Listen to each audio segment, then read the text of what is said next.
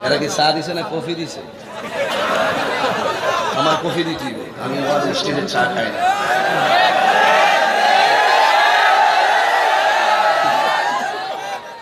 আমাকে পারলে কফি দাও,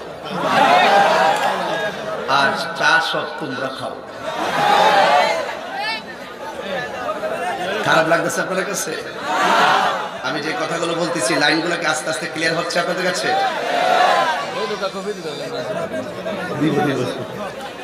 কষ্ট দিতে না তো আপনারা? একটু কথা বলি, সুযোগ দিবেন তো? আমরা সব সুযোগ দিবেন না আপনারা সবাই? হাজারো ব্যথা বেদনার পরে ফিরে আসনি তুমি আপন ঘরে, দিনের আলো তুমি ছড়িয়ে দিতে চলে গেছো মদিনায় মক্কা ছেড়ে। হে রাসূল তোমাকে ভুলি আমি কেমন করে, বলবেন না? হে রাসূল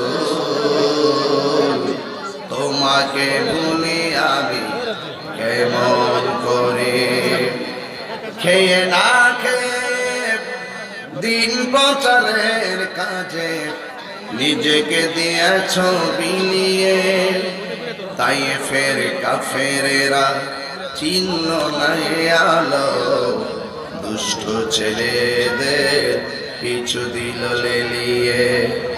পাথরের আঘাতে ক্ষত বিক্ষত হয়ে সারা শরীর থেকে রক্ত ঝরে। হে রাসূল তোমাকে ভুলি আমি কেমন করে, ঠিক না বেটি? হেরার গুহায় তোমারই দেন, আসমান থেকে নামে আল কোরআন, ভাঙলো শোভার বুল তোমারই উপরে, ছায়া তোলে খালিদ ওমর আলী আবু বকর, ইসলামী ঝান্ডা তোলে আল আমিন তুমি ছিলে চিরদিন সকল মানুষের তরে। সুবহানাল্লাহ বলবেন না? হে রাসূল তোমাকে ভুলি আমি কেমন করে, সবাই বলেন আমার সাথে, হাজারো ব্যথা বেদনার পরে ফিরে আসনি তুমি আপন ঘরে, দিনের আলো তুমি ছড়িয়ে দিতে চলে গেছো মদিনায় মক্কা ছেড়ে। হে রাসূল তোমাকে ভুলি আমি কেমন করে, একটা জবান বন্ধ রাখবেন না, জবানটা ছেড়ে আওয়াজ করে বলুন আল্লাহু আকবার। এ বন্ধুরি, ও রবির বাজারের বন্ধুরা, বলতে চেয়েছিলাম ওই কথাটাই। আমার আম্মা জানা আয়েশা সিদ্দিকা রাদিয়াল্লাহু তাআলা আনহাকে প্রশ্ন করা হয়েছিল, হ্যাঁ আয়েশা আপনি তো নবীর সঙ্গে ঘর সংসার করেছেন, ইউসুফ নবীর দেখা মিশরের মেয়েরা ফল কাটতে গিয়ে আঙ্গুল কাইটা ফেলাইছে, টের পাই নাই।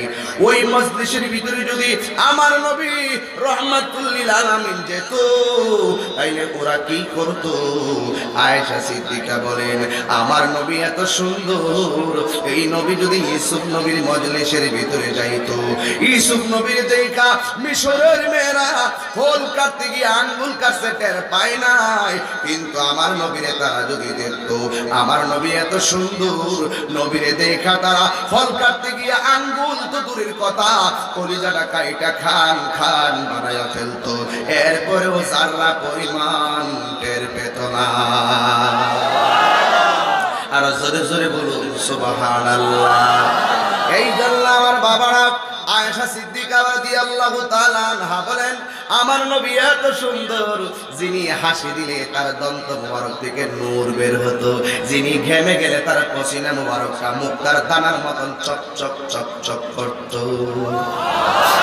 আমার নবীর পসিনা মুবারক এত চমৎকার, যার পসিনা মুবারকের ফোঁটা থেকে মেশকে আম্বরের ঘ্রাণ বের হতো।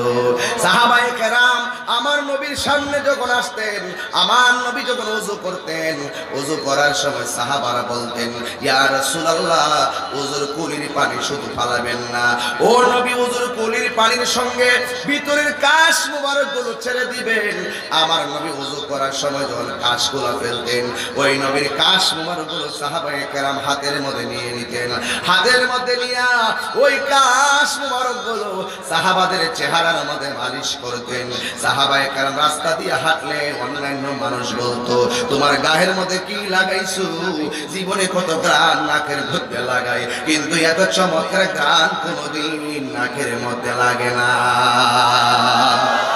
এ আব্বুড়ি, ও বন্ধু, কথাগুলো মনোযোগ সুন্দর, যার চেহারাটা এত সুন্দর, যার দন্ত মুবারক এত সুন্দর, যেই নবীর বদন মুবারকে কোনদিন মশা মাছি বসে নাই।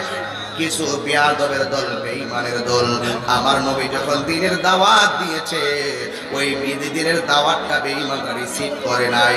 রিসিভ না করিয়া আমার নবীর গায়ের মধ্যে, যেই নবীর বদন মুবারকে মশা মাছি বসে নাই, ওই নবীর বদন মুবারকে বেয়াদবের দল পাথর মেরে রক্তাক্ত করে দিয়েছে।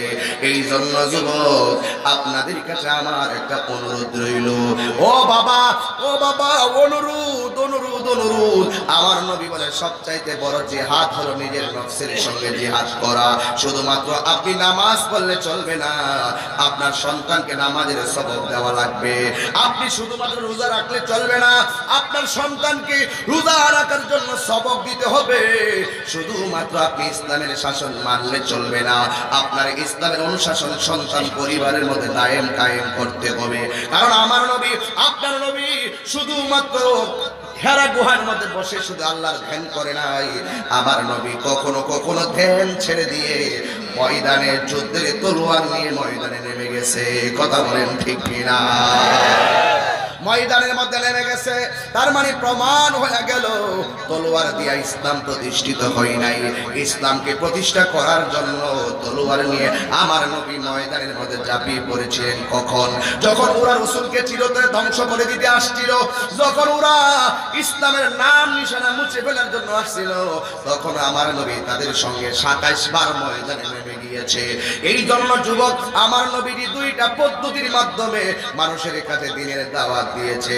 আমার আল্লাহ রাব্বুল আলামিন কোরআনুল কারীমের মধ্যে এভাবে বলে দিয়েছেন, উদউ ইলা সাবিলি রাব্বিকা বিল হিকমাতি ওয়াল মাউইযাতিল হাসানাহ।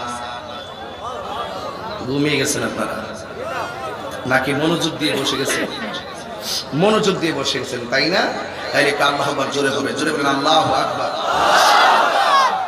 আল্লাহ রাব্বুল আলামিন কোরআনে বলেন কোন পদ্ধতি দিয়ে মানুষকে দ্বীনের পথে আনতে হবে। আল্লাহ বলেন, উদউ ইলা সাবিলি রাব্বিকা বিল হিকমাতি ওয়াল মাউইযাতিল হাসানা। দুটি পদ্ধতির মাধ্যমে মানুষকে দ্বীনের পথে আনতে হবে।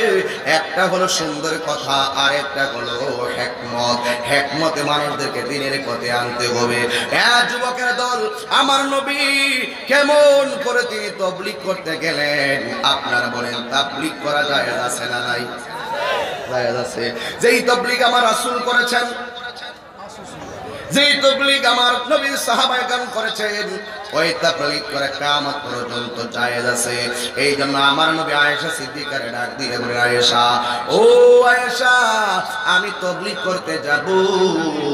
ও নবী কোথায় যাবেন? ওই যে জায়গার মধ্যে দ্বীনের আলো প্রবেশ করে নাই, যেই জায়গার ভিতরে